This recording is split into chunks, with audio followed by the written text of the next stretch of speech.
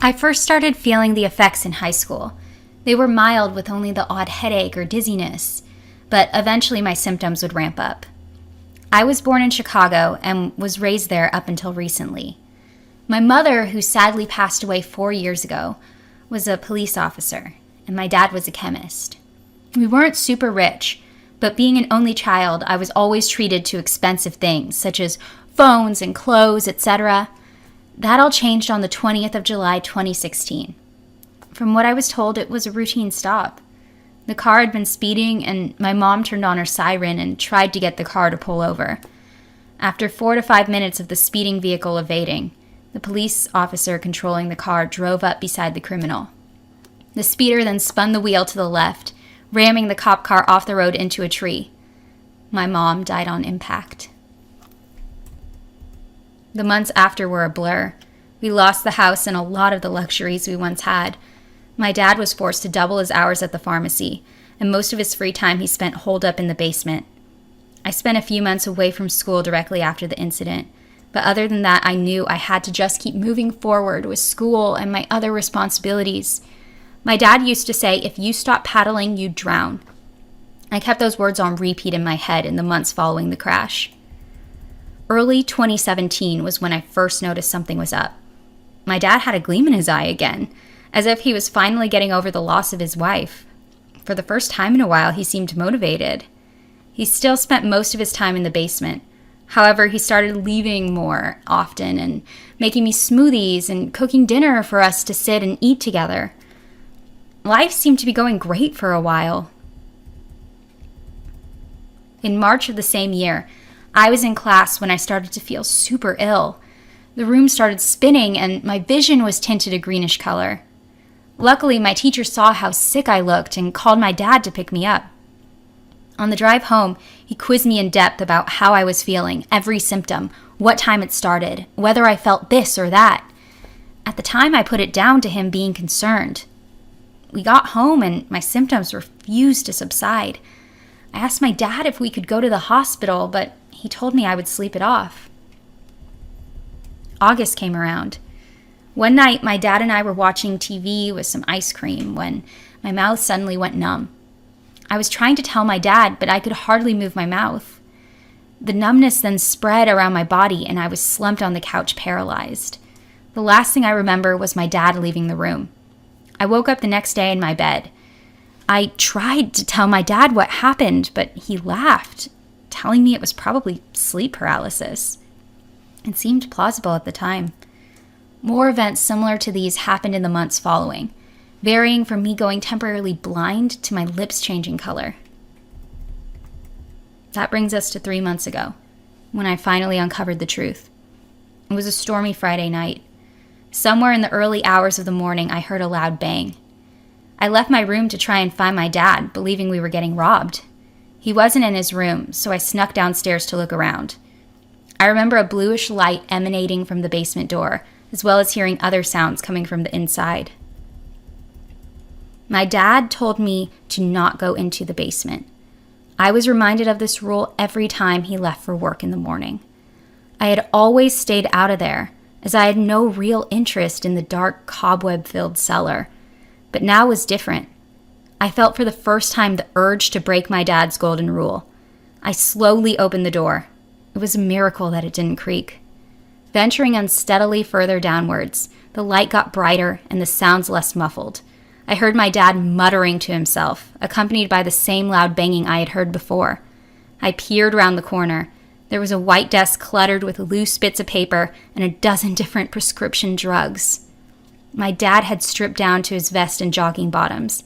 He was hammering away at a strange-looking machine with blinking red lights on the front of it. I sheepishly called my dad's name. He froze in position and without turning around told me to go to bed. I asked him if he was okay and walked toward the desk and was horrified by what I saw. It was a list labeled Notes on Daughter. It detailed all of the strange symptoms I had been feeling, including the numbness and blindness. Next to this was the drug or mixture of drugs he had given me. I started backing away, scared for my life. He told me that he would never try to hurt me, but I had seen the truth. Then he threw a strange liquid at me that splashed my arm. It instantly went numb and it fell to my side. He began getting more of the strange mixture when I bolted up the cellar stairs.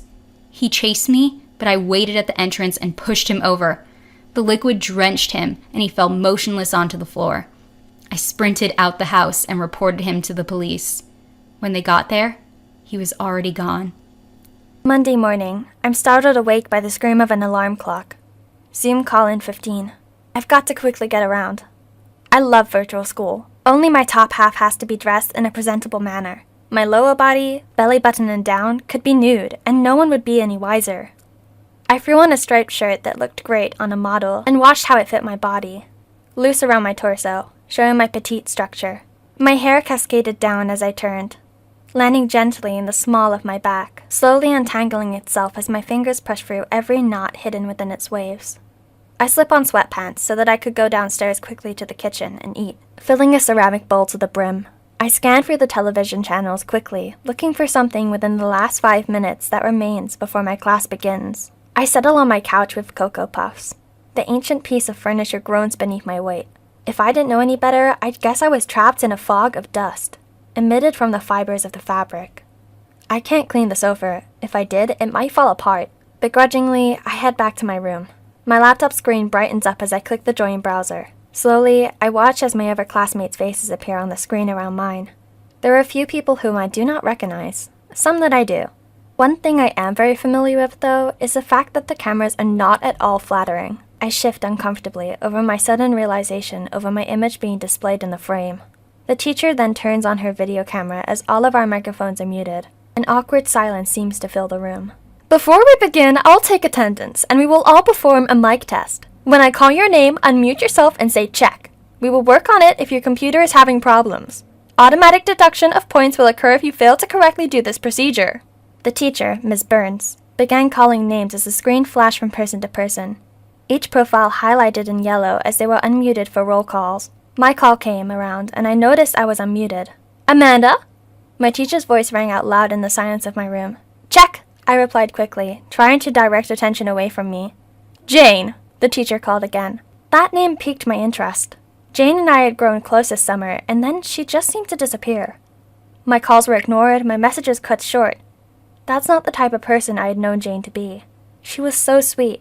When we went camping this summer, we spent a whole night learning Morse code so that we could communicate without waking anyone else. I guess people grow apart sometimes. Maybe that's all it was. Maybe I should just let it go.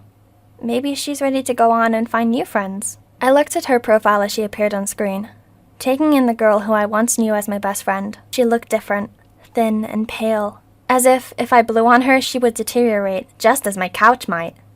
Her face disappears as the teacher switches us back to grid view. She then begins our lesson. She begins lecturing us on grammar and how to speak with intellect. She follows us up with how to properly punctuate a sentence.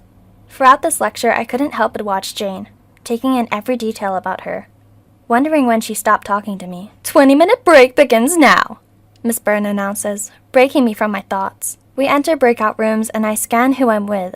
I notice Jane. I instantly bring up the chat box. Hi Jane, how's your day going? You've been quiet. I miss seeing you.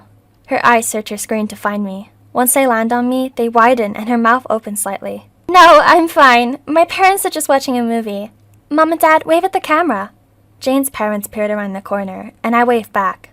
Look, I did learn how to do my eyeshadow recently. Then she blinked.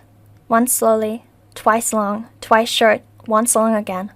I quickly recognized that pattern. Wow, that is so pretty. Can you move a bit closer?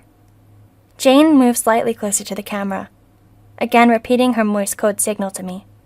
H-E-L-P.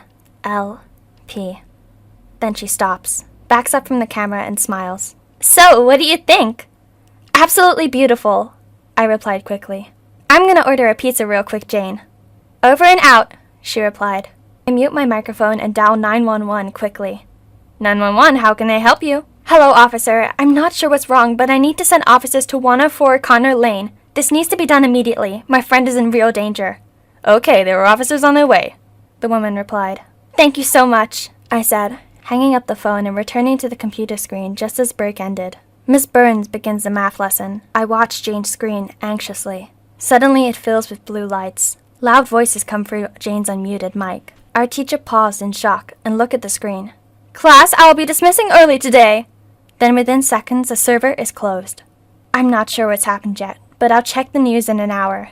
Until then, I had to finish a school day, so I got lunch and settled in for the next section of my classes. After my class was over, I turned on my TV to the news station. The reporter appeared on the screen. Justin, a family has been held hostage in their home for 3 months. It was by 3 men, all convicted for murder and rape. That explains it. I guess I should have checked on her. I'll have to see her after it all ends. Maybe we can even learn to be friends again.